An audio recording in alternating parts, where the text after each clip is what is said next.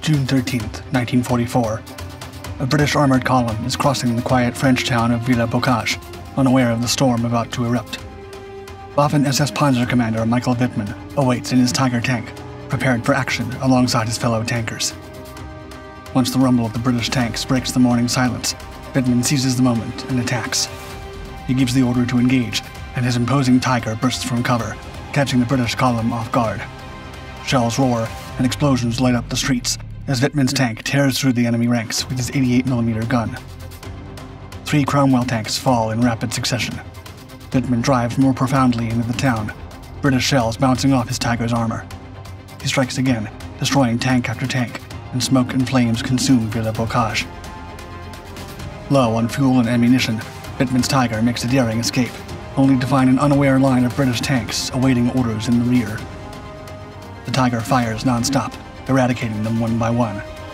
5 intense minutes had passed, and Wittmann's crew had left behind a trail of destruction, adorned with the burning remains of 27 tanks and tracked vehicles. Wittmann and his crew single-handedly dispersed a British column. He grinned as the rest of his Tigers closed in to scatter the enemy forces. The town belonged to the Reich.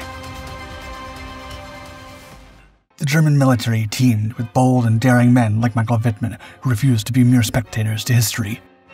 Yet not all of them agreed with Hitler. Some even plotted to eliminate him. The plot to kill Hitler on Magellan TV reveals this lesser-known side of World War II heroism. This gripping documentary unveils Operation Valkyrie, a daring conspiracy in which German officers risked everything to assassinate Hitler in 1944 and end the war. It's a tale of courage, espionage, and a plan that could have changed the course of history. Perfect fodder for any fan of our Doc series. Moreover, Magellan TV offers over 3,000 premium documentaries covering everything from World War II heroes to ancient civilizations and wild nature. New content arrives weekly, ensuring your thirst for knowledge is always quenched. Ready for an adventure beyond the battlefields of World War II? Click the link below for an exclusive 30-day free trial and unlock a world of fascinating stories at your fingertips, including must-sees like the plot to kill Hitler. Whether on your TV, computer, or phone, Magellan TV brings history to life. Don't just watch. Discover, learn, and be amazed. Start your journey with Magellan TV today.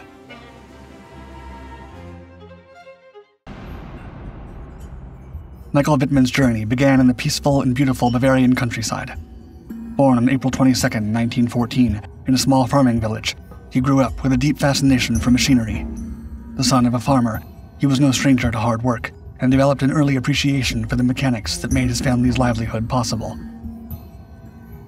His interest in the field led him to pursue a career that would take him far beyond the quiet fields of his youth. In 1934, Wittmann joined the Reichswehr, the German army, after serving in the National Labor Corps. In 1937, Wittmann was transferred to the newly formed Leibstandarte SS Adolf Hitler of the Waffen SS. Joining the elite unit, he quickly distinguished himself, not only for his technical skills, but also for his exceptional leadership and courage under pressure. Later in the year, Wittmann excelled in driver training, allowing him to handle light and heavy armored vehicles. This skill led him to the 17th Panzer Scout Company of the Leibstandarte SS, solidifying his position in Hitler's elite fighting unit. When Germany abruptly invaded Poland on September 1, 1939, Wittmann was promoted to Unterscharführer, or sergeant, and was launched into the vortex of combat with his assault gun battalion. Manning Sturmgeschütz 3 assault guns, Wittmann proved he was born to command these new war machines. Following the Polish campaign, Wittmann and his SS platoon raced across the countryside of Belgium, Holland, and France, conducting reconnaissance operations and supporting other units engaged in combat. His uncanny ability to navigate and command armored vehicles earned him the respect of his peers and superiors, and a transfer to the Panzer Corps in early 1941. During the Balkans campaign against Greece, Wittmann's leadership and courage in leading his unit into enemy fire earned him the Iron Cross Second Class. Already a seasoned veteran against the Western European armies, Wittmann and the 1st Panzer Division were relocated to the Russian border in June for the imminent launch of Operation Barbarossa, the invasion of the Soviet Union. Wittmann began the campaign commanding his reliable Stug 3 assault tank destroyer, but later transitioned to the backbone of the German armored units, the Panzer III. The clash between Soviet and German armor was reminiscent of medieval cavalry charges. the fields were torn apart, adorned with plumes of smoke and fire from the remains of fallen tank crews. In the end, Wittmann and his audacity triumphed, piercing deep into Soviet territory and knocking out 6 enemy tanks in quick succession without even scratching his Panzer III. On July 12, 1941, Wittmann was awarded another Iron Cross Second Class for this action and a wound badge for staying in combat, despite injuries sustained during another encounter with Soviet personnel. As the campaign raged on, Wittmann's unit spearheaded more assaults into enemy territory.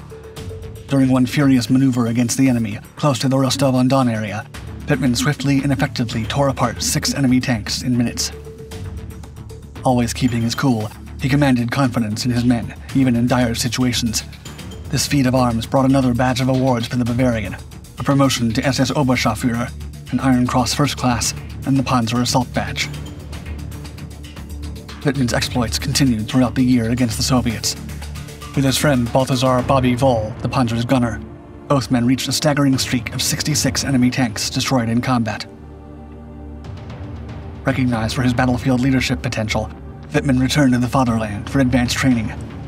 In June 1942, he became an officer cadet at the SS Junker School in Bad Tölz and became a Panzer instructor in September. During these months, Wittmann also received training in the Reich's new war machine to destroy the Soviets' heaviest vehicles, the most potent tank of the entire war, the Tiger, Wittmann's new warhorse. Weighing 57 tons, featuring armor 4 inches thick at the front, and armed with an imposing 88mm cannon, there was no match for this metal beast, especially when commanded by an able leader such as Wittmann.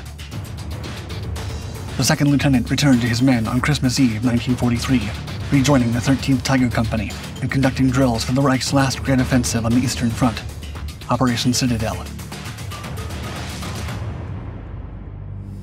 On July 4th, equipped with new Tiger and Panther tanks and supported by Luftwaffe bombers, a prominent German force launched Operation Citadel against the Kursk Bulge.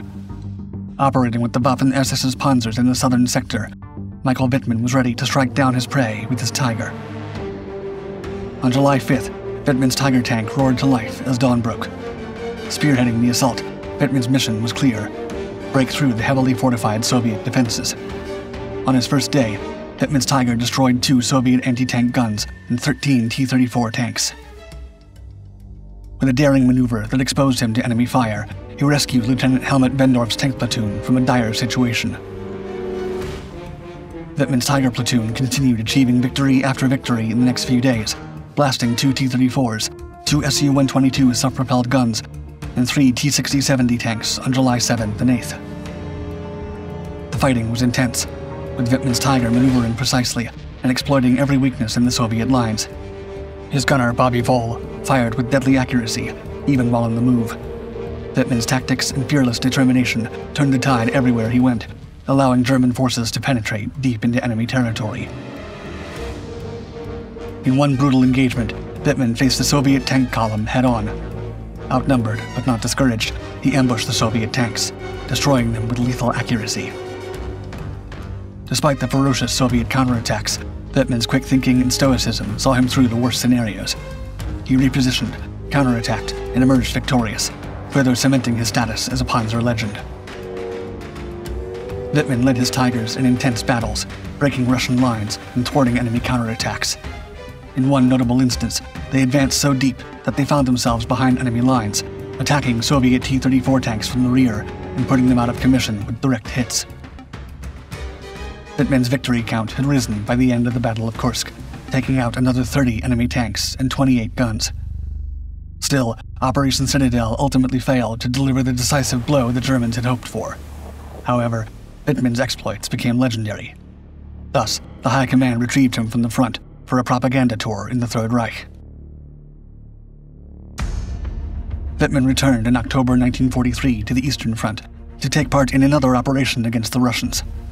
On the 13th, Wittmann's Tiger tank obliterated 20 T-34s and 23 Russian guns.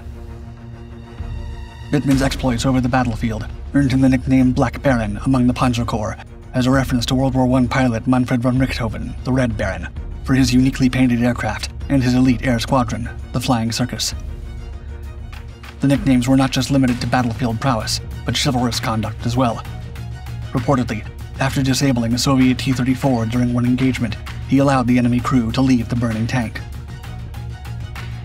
The Soviets were on fire, and he ordered his crew to assist them in extinguishing the flames. The Red Army tanker survived and parted ways, grateful for being alive, thanks to the Black Baron. He found Soviet anti-tank guns to be more challenging and rewarding targets than tanks. By January 1944, that number had increased to over 88 Soviet self-propelled guns. This incredible feat did not go unnoticed, and the veteran Tiger commander was awarded the Knight's Cross on January 14, 1944 by the Führer, a rare honor for junior officers. Wittmann and his gunner Voll had become the top Panzer aces of the Reich, obliterating over 119 armored vehicles fighting against the Soviet Union. Now indeed considered a national hero, Hitler praised him over the radio as the embodiment of the ideal Panzer commander. Obedient yet audacious, brave but not mad, always cool under moments of great tension. Following these ceremonies, Wittmann and his men were transferred to Mons, Belgium, where they would fight the rest of the Allied forces. Wittmann, now 30 years old, married his sweetheart Hildegard Burmeister on March 1, 1944, with gunner Voll, now a Tiger commander, as the ceremony's witness. On June 6, 1944, came the colossal Allied invasion of Normandy, and Wittmann, now wearing the oak leaves of the Knight's Cross, commanded the 2nd Panzer Company of the 101st SS Heavy Panzer Battalion into battle against the British, Americans, and Canadians. They were positioned near Villers-Bocage on the road to Caen and were on high alert for Allied movements. On June 13th, Wittmann began investigating rumors of a British flanking maneuver in the area. At around 6:30 a.m., he watched from cover as a British division marched into Villers-Bocage. Sensing an opportunity, Wittmann burst from cover, catching the British by surprise and swiftly taking out 3 Cromwell tanks.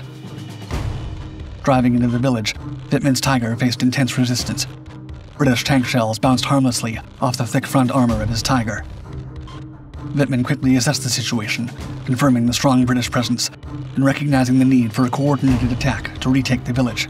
He ordered his driver to pull back to report their findings. As they retreated, a 4th Cromwell tank emerged from behind and struck Wittmann's Tiger twice, causing minimal damage. Wittmann fired back, annihilating the Cromwell.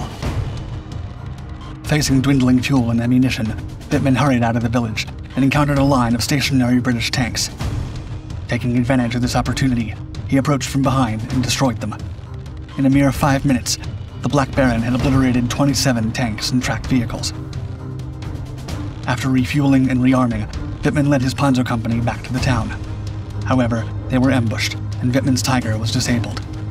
Undeterred, Wittmann and his crew marched 15 kilometers to rejoin German forces and immediately returned to the fighting. Their efforts contributed to retaking Villers-Bocage. Wittmann's audacious actions at Villers-Bocage once again demonstrated his fearless leadership and tactical audacity. Michael Wittmann continued to command his men until August 8, 1944. He led his Tiger tanks in a restless advance near Falaise and pierced through an Allied barrage. His Tigers were part of a counterattack aimed at halting the advancing British and Canadian forces. The fighting was fierce, with Wittmann issuing orders with precision. They were outnumbered, but the Tigers were mighty, and Wittmann was positioning his men to gain the upper hand. Nonetheless, while maneuvering through the field, Wittmann's Tiger was hit and destroyed, taking the lives of everyone on board. The Black Baron, credited with more than 117 tank trophies on the Eastern Front, had a warrior's end, fighting with bravery, always calm and determined under enemy fire. In a moving eulogy, General Dietrich would state, quote, "He was a fighter in every way. He lived and breathed action." From tank commanders to secret resistance fighters, World War II's untold stories await. Your 30-day free trial to Magellan TV is just a click away. Dive into a treasure trove of captivating documentaries that will expand your understanding of history and the world.